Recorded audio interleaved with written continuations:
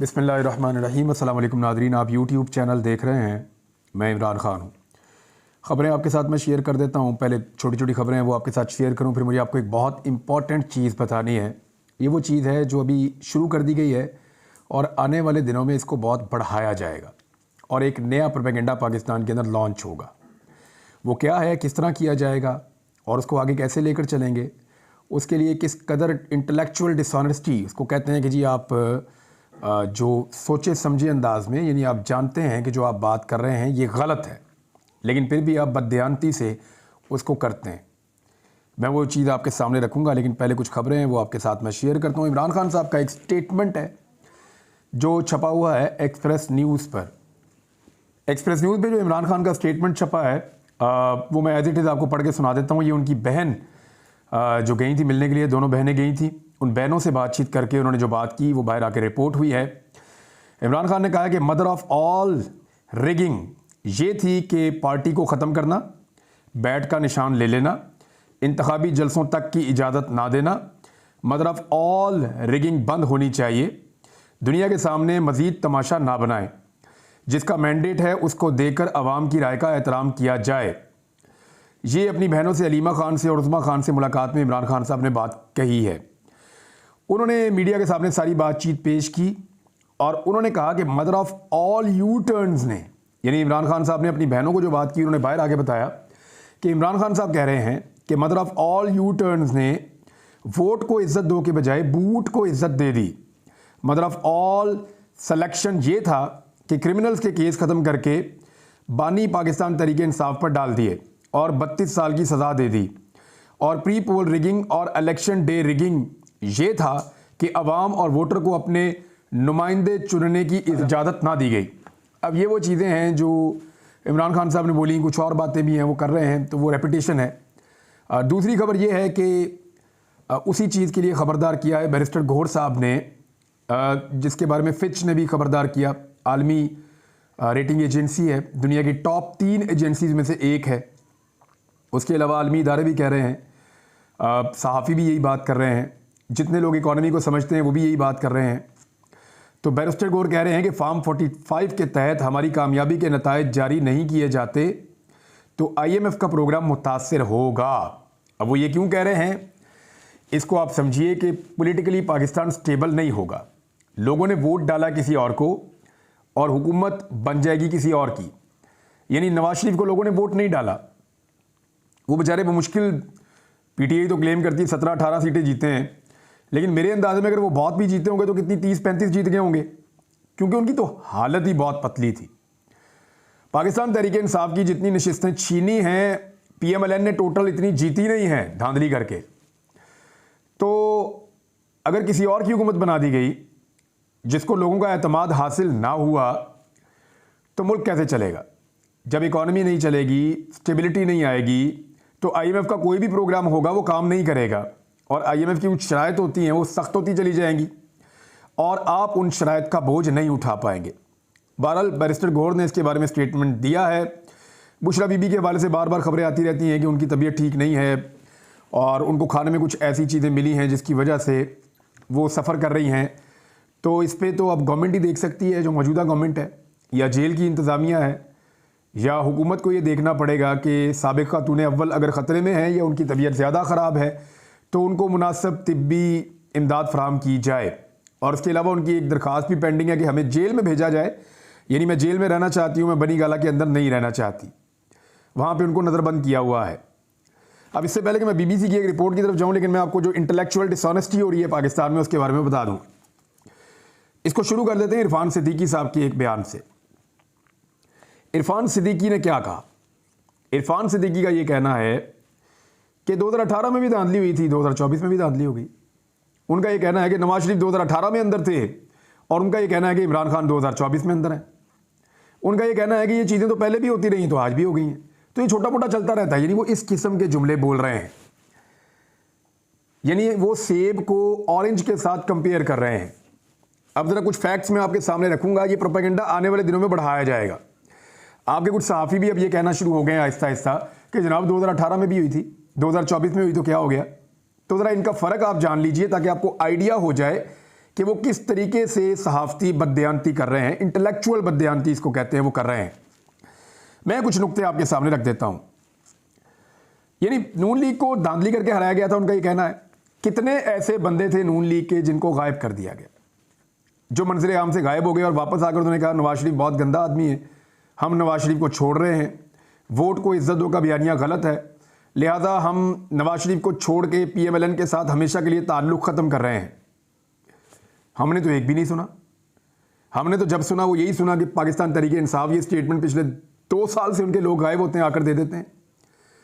जीते हुए रिजल्ट्स इतने बड़े पैमाने पर कभी तब्दील नहीं किए गए जितने बड़े पैमाने पर अब नताइज तब्दील हुए हैं।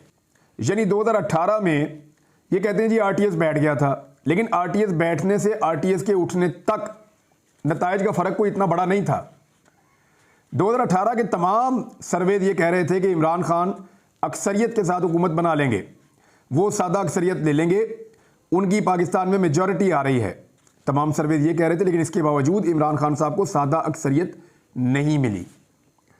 और उसके बारे में इमरान खान साहब उस दौर में शिकवा भी करते थे कि हमारी कुछ सीटें ऐसी हैं जो हमें जीतनी चाहिए थी लेकिन हमें नहीं मिली, और कुछ जगह से उनको हैरत होती थी कि यहाँ से हम जीत गए।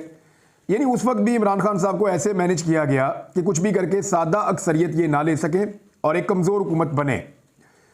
आज सारे सर्वे क्या कह रहे हैं? आज तमाम सर्वे ये कह रहे थे कि इमरान खान जीत रहा है, बड़े पैमाने पर जीत रहा है।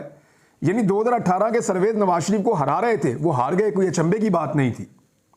2024 के सर्वे इमरान खान को जिता रहे थे, वो हार गए, ये अचंभे की बात है। ये अलग चीज है, ये 2018 में नहीं हुआ, ये 2024 में हुआ है। बंदों की वफादारियां तब्दील करना 2018 में नहीं हुआ, 2024 में हुआ है। नवाज शरीफ साहब जो गिरफ्तार हुए वो बदनामे ज़माना केस था उनका, पनामा वाला, अकामा वाला। आज तक वो उसके जवाब नहीं दे सके, अभी तक नहीं दे सके। यानी हालात ये हैं कि अभी भी जब वो इन मुकदमात से निकले तो टेक्निकल ग्राउंड्स के ऊपर निकले हैं। आज भी हमें नहीं पता कि एवन फील्ड के अपार्टमेंट्स कैसे बने थे और मियाँ साहब के बाद ये प्रॉपर्टीज़ कैसे आई थी, वो आज तक जवाब दे ही नहीं सके। और जो जवाब उन्होंने दिए थे, जाली दस्तावेजात, वो अदालत में पकड़ी गई थी।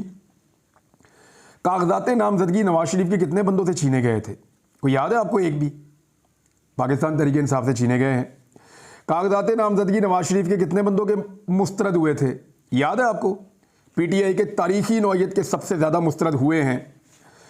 नून लीग 2018 में जलसे भी कर रही थी, जलूस भी निकाल रही थी, रैलीज भी कर रही थी, बैनर्स भी लगा रही थी, झंडे भी लगा रही थी और पोस्टर्स भी लगा रही थी।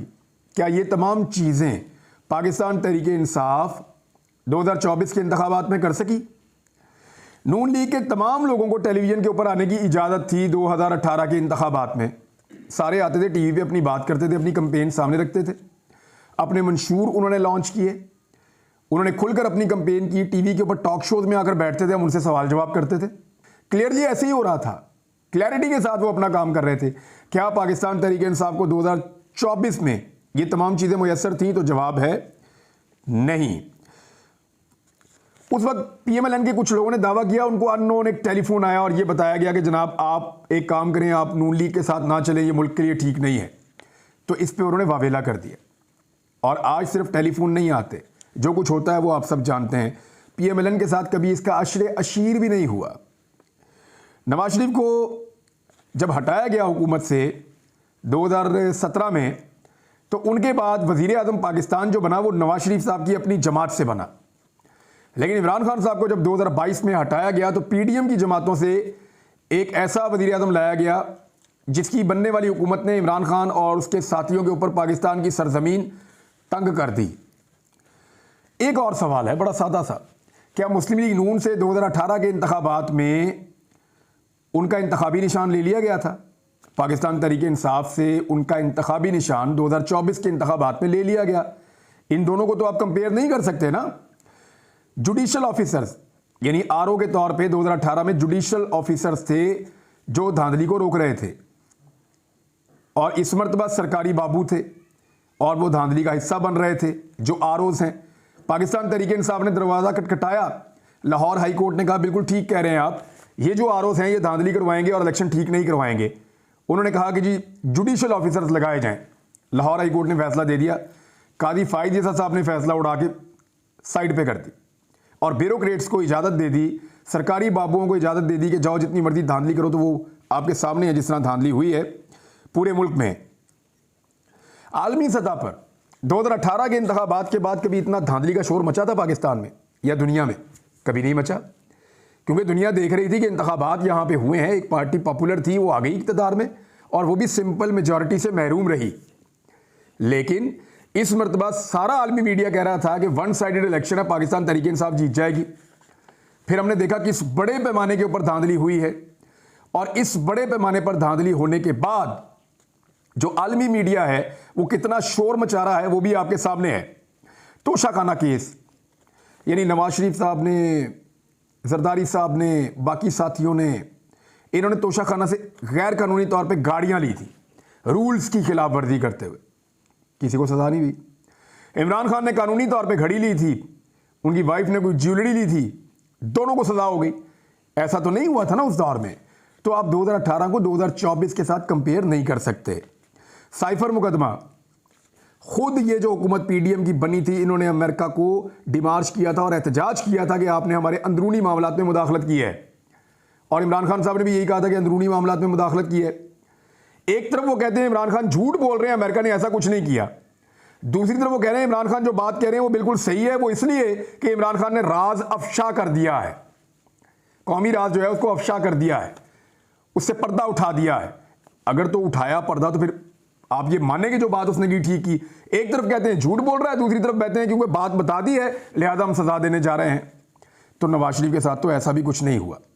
इद्दत में निकाह वाला इंतहाई मायूब मामला, यानी इस लेवल तक लेकर चले गए। नवाज शरीफ ने तो इस तरह की चीज कभी देखी भी नहीं। नवाज शरीफ के एक बेटे की इन्वेस्टिगेशन के दौरान एक फोटो निकली थी, रोला पड़ गया था पूरे मुल्क में। नवाज शरीफ की बेटी के हाथ से कलम गिर जाता था तो पुलिस वाले उठा के सैल्यूट करके वापस करते थे। शहबाज शरीफ और हमजा शहबाज की उंगली के इशारे के ऊपर डीएसपी और एसपी जो हैं वो पंबीरी की तरह कभी इधर भागते थे कभी उधर भागते थे। और इधर पाकिस्तान तहरीक इंसाफ के लोगों के साथ क्या हो रहा है? मुंह के ऊपर काले कपड़े, बोरियां, घसीटना, जो कुछ इनके साथ हुआ पीएमएलएन सोच भी नहीं सकती। तो 2018 को जब भी कोई 2024 के साथ कंपेयर करे तो नादरीन आपने ये बात दिमाग में रखनी है कि ये आदमी इंटेलेक्चुअली बदयांती कर रहा है, ये आदमी बदयांती कर रहा है, हकायक को तोड़ मरोड़ रहा है सिर्फ और सिर्फ पीडीएम की जमातों को फायदा देने के लिए। इसका कंपैरिजन हो ही नहीं सकता। ये जमीन आसमान का फर्क है 2018 और 2024 में। और ये जो कुछ भी हुआ 2024 में 2018 के मुकाबले में, अगर आप परसेंटेज के अंदर इसका फर्क निकालें तो 2-3% को आप 100% के साथ कंपेयर नहीं कर सकते। यानी जो कुछ इमरान खान साहब ने या उनकी पार्टी ने बर्दाश्त किया या जितना दबाव डाला गया पाकिस्तानियों के ऊपर, इसके बावजूद पाकिस्तानियों ने ऐसा लगा कि रिएक्शन के अंदर आकर बहुत बड़े पैमाने पर वोट डालें। और आज ये इलेक्शन को ख़त्म हुए 10-11 दिन हो गए हैं, अभी तक हम इस नतीजे पर नहीं पहुंचे कि पाकिस्तान में कैसी हुकूमत बनेगी और किसकी हुकूमत बनेगी। ये वो बेचैनी, और ये बेचैनी अब हर जगह पे आपको दिखाई देती है। पाकिस्तान सुपर लीग जो है वो आजकल हो रही है PSL, और वहाँ पे नौजवान जाते हैं और जाकर इमरान खान साहब के हक़ में नारे लगाते हैं। वहाँ जाते हैं और जाकर जो हुकूमत इस वक्त बनाने की कोशिश की जा रही है, चाहे पंजाब में मरीम नवाज़ की हो, चाहे वफाक के अंदर इमरान खान साहब के बजाय शहबाज शरीफ की हुकूमत बनाने की कोशिश की जा रही हो, तो उसके खिलाफ नारेबाजी करते हैं। अब नारेबाजी से जो है वो इंतज़ामिया तंग आ गई है और पुलिस ने छापे मारना शुरू कर दिए हैं स्टेडियम के अंदर। वो जो नौजवान नारे लगाते हैं तो वो सैकड़ों की तादाद में, तो उनमें से किसी एक आधे को पकड़ लेते हैं, घसीटते हैं, खींचते हैं। तो अब ये सिलसिला भी शुरू हो गया है। देखिए, इसको आप दो तरीक़ों से देख सकते हैं। एक, या तो आप लोगों को टेम करने के लिए या लोगों को काबू करने के लिए सख्ती कर सकते हैं, या आप लोगों को उनका हक दे सकते हैं। इसको आपको यूँ देखना पड़ेगा कि लोग ये रिएक्शन दे रहे हैं। खेलों के वो मैदान जो सियासत से हमेशा दूर रहते हैं, वहाँ पे भी अगर लोग आकर ये कह रहे हैं कि हमें हमारा हक दिया जाए, तो इसका मतलब ये है कि निचली सतह तक नौजवानों के दिमागों में ये बात सरायत कर चुकी है कि पाकिस्तान के अंदर जो हुकूमत बनाई जा रही है वो हुकूमत नहीं है जो उनके वोटों से तश्कील पाए। देखिए, ये बड़ा पॉजिटिव है कि नौजवान सियासत के अंदर और मुल्क के अंदर अपना स्टेक शो कर रहे हैं। नौजवान ये कह रहे हैं कि हमारा मुल्क है, हमारी मर्जी यहाँ पे चलनी चाहिए, इसको सही रास्ते पर चलना चाहिए, और वो उसके लिए फ़िक्रमंद हैं और वो उसमें रोल प्ले कर रहे हैं। कहीं पे नारा लगा के, कहीं पे वोट डाल के, कहीं पे बात करके, और एहतजाज करना, पुरअमन एहतजाज करना हर पाकिस्तानी का हक है। ये हक उन्हें आइन देता है। तो ये पॉलिटिकल चीज़ें, ये जमहूरी इक़्तिदार, ये किसी मुआशरे को आगे लेकर जाती हैं। लेकिन अगर इन नौजवानों को ज़ोर ज़बरदस्ती से दबाया जाएगा और लोगों ने जब वोट डाला उसकी तौहीन की जाएगी, तो इसका खुमियाजा पाकिस्तान भुगतेगा। खुदा न खास्ता होगा क्या, इकॉनमी और नीचे जाएगी, पाकिस्तान खुदा न खास्ता गैर मुस्तहकम होगा।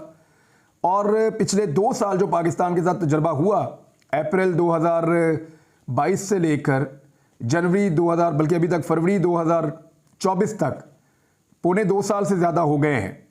पाकिस्तान इन पौने 2 सालों में आगे बढ़ा है या पीछे गया है? मेरे ख्याल में समझने के लिए और गौर करने के लिए ये पौने 2 साल बहुत हैं। इन्हीं से अगर हम सबक ले लें तो हम पाकिस्तान को आने वाले मसाइल से बचा सकते हैं। लेकिन अगर हम इस बात पे तुले हैं कि हमने पाकिस्तान को मज़ीद नुकसान पहुंचाना है और यही तजर्बा आगे बढ़ाना है, तो मुझे लगता है कि हम पाकिस्तान का नुकसान कर रहे हैं। अब तक के लिए इतने ही। अपना ख्याल रखिएगा, अपने इस चैनल का भी। अल्लाह हाफ़िज़।